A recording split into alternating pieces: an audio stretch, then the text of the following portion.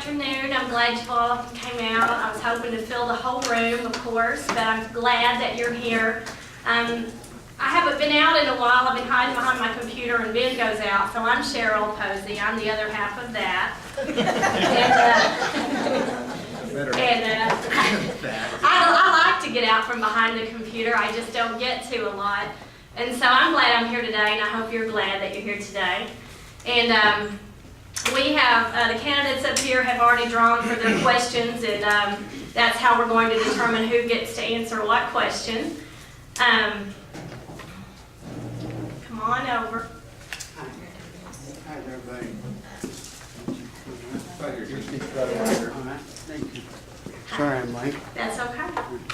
We just started.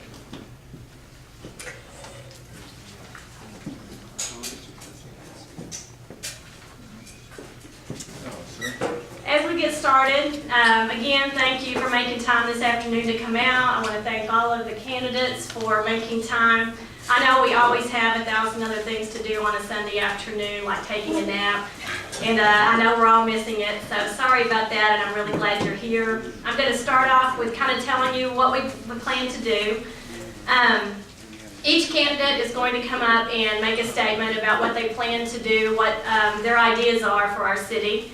And we're going to use the order that they've already drawn for the ballot order, the order that they'll appear on the ballot. So we'll use that order. And we're going to time the candidates so that we have kind of giving them the same amount of talk time. And then we're going to try to keep them at 3 minutes. And as we get close to 3 minutes, we'll kind of give them a little signal like, hey, you're getting close.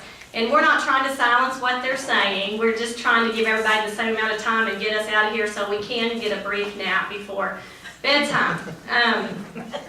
We want to try to keep this moving along so we can all hear what they have to say and then go about our business. They've already drawn for their questions, and they'll be asked those. Let's see what else I was going to tell you.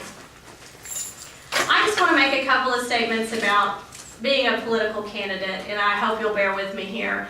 I've never run for office. I've never been in office. I don't plan to ever run or be in office. But I want to tell you that I admire those of you who have been serving our community. There are so many of you here who are volunteers. You spend hours and hours of your time. These people have already spent hours, and they've spent money running for these offices. I have nothing but respect for that. I wanted to make that statement because it's true. Once they are in office, it doesn't stop the hours they've spent campaigning. They spend hours of their own time. They could be at home watching American Idol, doing things that other people are doing. And they're going to committee meetings and they're going to their council meetings, and I just want to commend them for that. It is a big commitment.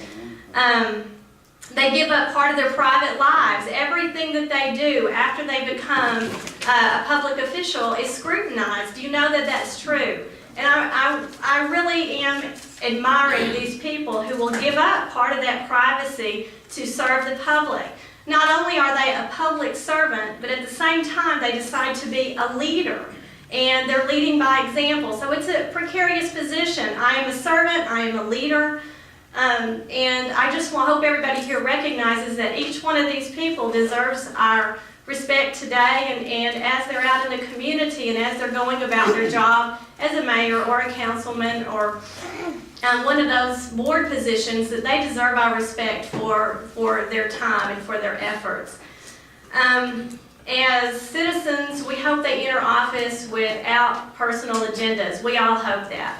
We all hope that as they enter office that they have nothing but honest intentions, that they're going to serve our community with the highest integrity. We hope that they make decisions that use our tax dollars wisely. And I hope that each one of you as a voter will hold them accountable for the decisions they make and for the statements they make while they're in office. We owe them and they owe us, and it's that kind of relationship.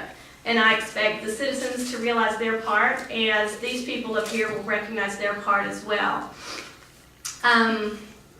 You know that it's a thankless job sometimes. They're out and they're doing their job, and they get nothing but grief from some people. And I just, I hope, and the majority of people that give them that grief are certainly not here today. You people are probably here to support the candidates, and I appreciate that. But I just, when I see anybody who's willing to give up this amount of time and this part of their life, I just had to make the statement that I appreciate them, and I hope that we can, foster that kind of appreciation in our city. Our city couldn't run. It couldn't function without these volunteers, without these people.